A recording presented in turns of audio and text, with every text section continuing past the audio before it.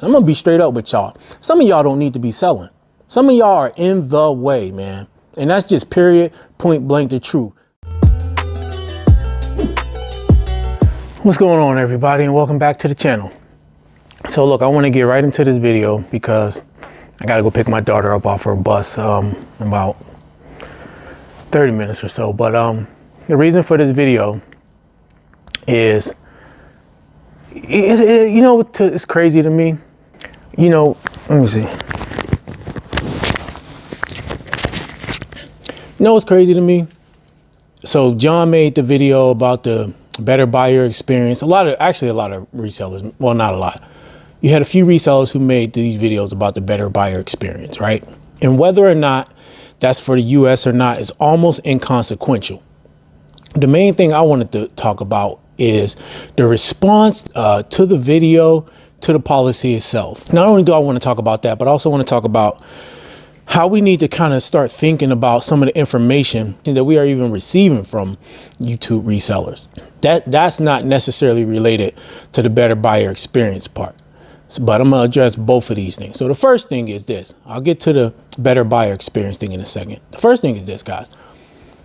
We got to start thinking through logically. So you know what I realize is that some people, whether it's that they overcomplicate things because it maybe sounds good or looks good, I don't know. But one thing I know from personal experience is the more times that I've complicated things or tried to complicate things or overcomplicated things, it's never led to anything good for the most part. And in my mind, I'm thinking, man, this is cool, right? But it always comes back down to the acronym KISS. Keep it simple, stupid. One thing I found in business, especially when you want to run a good business, a clean business, and you want to scale, is that the more basic and simple you keep it, the better. And I say this in reference to cross posting and people who are complaining about paying promoted listings and they're cross posting to platforms like Poshmark and using cross listers and things like that. So here's my thing with this, right? Let's think about this. Now, as far as cross listing go, I can care less one way or another, right? I've had my positions on that on both sides, but at this point, I really don't care. I can understand if you had an item that's been sitting around for a while, hasn't been moving, and you're like, okay, this has been up 6 months plus. No, I ain't getting no traction. Let me cross list it over here and see what happened. I get that. But if you're going to cross post instead of at least trying to do promoted listings on eBay first, that's just not smart. Think about this, guys. Think about this. How much is value? Let's just say clothing, because most people sell clothes, right? And I don't sell clothes. So how much is final value fees in the clothing category on eBay? Let me see. All right. So if I'm right, and tell me if I'm wrong, y'all, and you can tell me in the comments below. I'm looking at select clothing, shoes, accessories categories, men's, women's. That looks about 8% of the total amount in the sale is 150 or more. 13.25%. The total amount of the sale is less than 150. So I'm assuming clothing is around that 13% range or so, right? Let's just say you don't want to promote, but you say, okay, I'm going to use this cross lister and I'm going to cross list over to Poshmark. Well, Poshmark is starting off at 20%. I think it's what, $295 for anything under 15, right? And then 20% basically for anything over that. So it's still about 20%. Then you think about the price you got to pay the cross lister service, right? Whatever amount that is per month. So that's going to add to that percentage. Then you got to take your time into account that it takes. So why not just first promote at a rate that's about equal and see what happens? And I'm only saying for those who don't want to promote, but instead would rather pay to use a cross-listing service to cross-list onto a platform that charges more for a regular base fee, that charges more and has less traffic before you even first do the easier, more simple thing, which is pay the difference in the promoted listing fee and see what happens first. That's only what I'm saying pertaining to that. And I only say that because I had seen a video talking about it and people in the comments was like, oh, cool. Yeah. And I'm just thinking dude, this makes no sense. Why wouldn't you just promote first and see what happened? Why wouldn't you? And I've seen this around in the groups and things like that. That's the easiest, most simplest thing that's going to save you time and money. Promote it first, at least at the rate that's the same as it would cost you to pay a cross-listing service and a cross-list that to a platform that charges you more and has less traffic. See what happened. Heck, 90 to 180 days later, if it ain't moving, then cross-list it. Boom, you got that right. Listen, we got to start thinking, man. Got to start using our heads, right? Got to start using our heads, man. Just because it sounds good don't mean it is good. The other thing, this whole thing with the eBay and the better buyer experience, and so many people just crying and whining and talking about what if, what about eBay's going to go too crazy with it and you ain't thinking about it. What I hear the most is people blaming buyers, the bad buyers. We can't control the buyers and this buyer that and the buyer this. No, I'm not going to say no one, because a lot of people are taking accountability and being like, look, it's on us, the sellers, for the most part. Listen, I'm going to share something with y'all, right? And you can try to go back and forth with people in these comments. It don't matter. They're going to say what they want. But listen to this, man. Just in case you think I don't know what I'm talking about, all right? Through Pirate Ship, I've shipped 10,889. I have 10,889 total shipments this year through Pirate Ship, right? The majority of them is going to be from Walmart, but not all of them, because I do some eBay and Amazon orders through that. On Amazon this year, merchant fulfill, I have fulfilled 3,238 orders, okay? On eBay, I have done this year, where we at? 2,027 orders, all right? And if I go to Walmart, units sold this year on Walmart, 11,585 units sold this year. Listen, man, I have a lot of items going out of this place. And yes, I have had some bad customer experiences this year, but they are very few and far in between. Think of all the packages that I just told you about that's going out. Think of all the customers.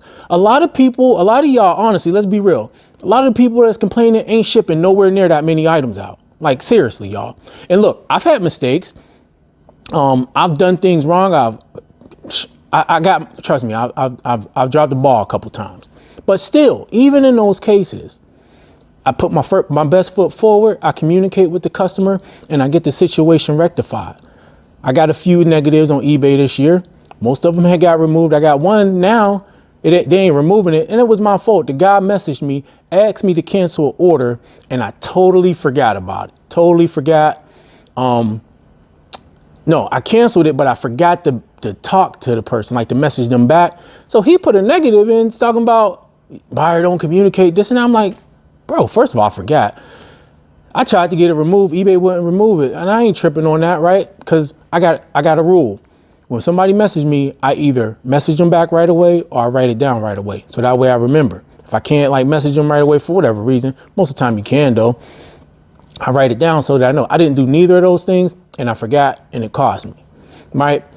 And he didn't have to leave that negative. I did end up canceling the order and all of that. But look, at the end of the day, dude, I ship a lot of orders out through the course of a year. That is a lot of customers. Trust me when I tell you that there's not enough bad customers out there if you're doing the right thing the majority of the time that's going to put your account in a bad situation, especially on eBay. All right. You're going to get a few here and there. Yes. But I don't know, man. I don't know why I do this. I put myself in this situation, but I like to answer people's questions and I like to go back because sometimes you come across reasonable people. And so there was a lot of responses to John's video about the buyer experience thing, right? But man, there's a lot of them, just so many excuses, so many negative responses, and just so much passing the buck onto the buyer, making it like it's going to be the buyer who puts the seller in a bad situation. Bro, trust me when I tell you, customers on Walmart and Amazon are worse than eBay customers as far as complaining and if things aren't perfect as far as that goes. Right? And the consequence is a lot higher in a lot of situations on those platforms. So sometimes I feel like eBay needs those high standards because some buyers need that fear of being suspended that will push them to offer a higher level of customer service. I'm going to be straight up with y'all. Some of y'all don't need to be selling. Some of y'all are in the way, man. And that's just period, point blank the truth. Some of y'all in the way. And if you ain't going to take the responsibility on yourself to be better, to do better, to be obsessed with customer service, to offer the best customer service experience that you can, and acknowledge that when you drop the ball, you're going to go out your way to fix it. If there's anything other than that type of mentality, you don't need to be doing this. And you are the person that's the problem. Period. eBay has its issues. We know that.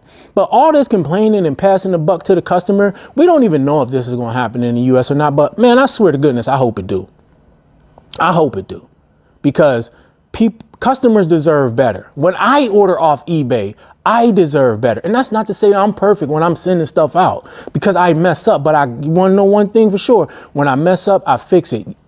Man, you see some of the responses of some of these sellers when they know darn well that they was the ones in the wrong. Like, who are you to not answer a customer? Who are you to answer a customer in a rude way when you messed up? Come on, man. What are we doing here? I just feel like I had to make this video because a lot of y'all tripping, man. Some of y'all don't need to be selling. And then some of y'all just need to look in the mirror. Trust me when I tell you, there are not enough bad customers out there. If you're doing the right thing, most of the time, that are going to put your account in jeopardy. Most people are going to be happy. Most people, even when you mess up, are going to be reasonable. Most people, even when you mess up, are not going to leave a negative about an experience if you are the one to go out and step out and do what you can to fix that situation. I'm going to say this again, bro. I'm going to say this again. On eBay, I got paid and shipped 2,027 orders. All right. On Walmart, this year, I sold 11,585 units. Now, that's not total like orders shipped as far as that goes. Some of those could be together. But on Pirate Ship this year, year to date, YTD, 10,889 shipments going out that have gone out. And on Amazon, I have fulfilled personally, this ain't even counting like FBA because Amazon fulfills those, but I have fulfilled 3,238 orders. It's a lot of orders, y'all. And yes, I've got a couple bad reviews. Got a couple on Amazon this year. I think I got this year, let me see. This year so far on Amazon, lifetime, well, last 365 days. It ain't been a full year, but last 365 days, I got 4 negatives on Amazon. I did get one in the last 30, and that one might have been my fault. The person said the item was supposed to have a book. I ain't sure about that one. I could have messed that up. That might have been my fault. Okay. On Walmart, I got a few negatives this year, but my overall score is still good though. I'm at a 4.19%. And I did get a couple like 3 stars, 2 stars here and there. I got 2 1 stars. I got 1 3 star, 3 4 stars, and 10 5 stars. And I went on a string of some 3s, and those 3s and 1s, those came, and I think I know what the product was, and I didn't catch it until later. I think the inside of the product was like, something was wrong with it. And when I did catch it, I just took the item down and stopped selling it. But I'm almost certain I had like a string of like 2 or 3 bad reviews, and I know it was from that product, so I took it down. But when I get messages, when people message me, if I feel like they're scamming, I deal with it appropriately. If I messed up, I handle it appropriately. But for me to have the attitude that any policy that requires me to offer a customer the highest level service possible is a bad policy, it's just not the case. You're going to have your bad people. You're going to have some issues with people. People are going to try to scam you. But trust me when I tell you that percentage is small and very insignificant. I don't know, man. I'm just tired of hearing it. You know what I mean? Because people just got so many excuses. I'm telling you for the record, I hope that eBay implements something like that in the US, man. And I hope that any seller who thinks that's a problem, I hope they're the ones that suffer the consequences, because those are the people who make it hard for the rest of us, man. I'm trying to make money. In order to make money, I need people to sell to.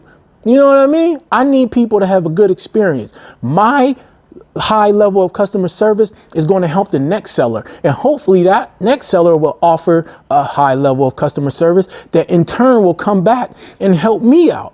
You know, that's why I don't mind Amazon's high standards and or nothing like that. Yeah, you gotta be on point, but it's the challenge that matters. It's the challenge. Like, push yourself to the highest level. See what type of customer service you can offer a person before you go blaming the customer for your mistakes and for you not being able to offer that. Like, that's what I got to say about that, man. You know, push yourself. Try to be better. Try to do better. And then come back and see what happens. Talk about it after that. But what some people doing, y'all out of pocket. Y'all tripping. And to say that eBay's tripping because if they was to implement this, to say, oh, eBay's going to lose. eBay ain't losing. They're going to lose the people they need to lose if they implement that. Trust me when I tell you, any sellers that's lost from the implementation of that policy, if it should happen, are going to be sellers in the long term that need to be lost. I'm just going to put it out there like that. Anybody, because in order to get suspended for bad metrics, even on Amazon and stuff, it has to happen. It has to be a recurring theme, right? They'll give you time to fix it for the most part, depending on what it is. But like negative feedback and stuff, like they give you time to fix that stuff, right? So I would have to think that out of all the platforms, eBay seems to be, the most lenient out of the bigger ones. I would have to think eBay would be more lenient, even giving you a warning, giving you time, maybe even a suspension. I really wouldn't see them just banning somebody outright for some negatives.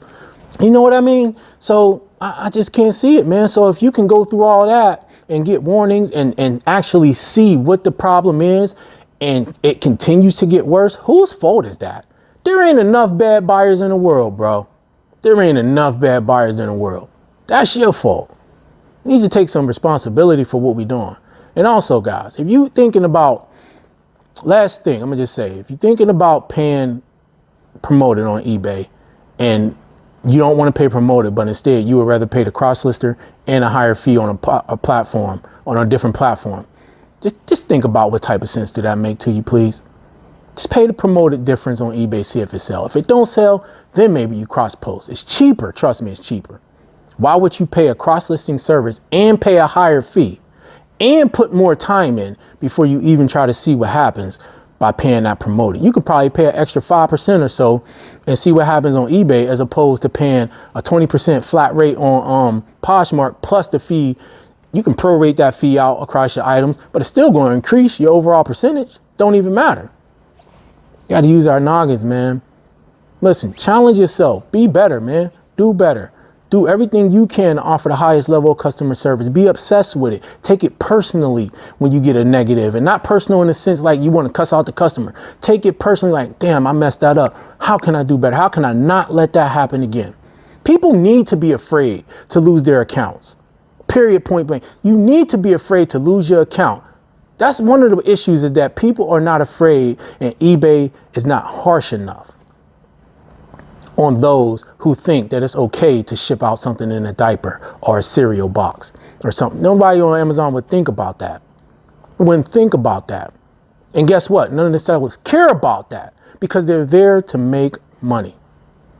They're there to make money. And more often than not, they're not going to even run across that type of issue because they're going to focus on how can they make those customers happy, how can they bring people into their stores, and how can they continue to do what they do, Listen, that's all I got to say, man. I know what's wrong with some of y'all, man. It's not the customer's fault. It's not eBay's fault. If you get to the point where you get suspended because of bad metrics, it's going to most likely be your own fault. And I'm telling you from experience. I saw a lot of stuff, man. Saw a lot of stuff. And I've encountered a lot of things, a lot of situations, a lot of customers. Anyway. Look, that's all I got to say about that. Yeah, talk to y'all later.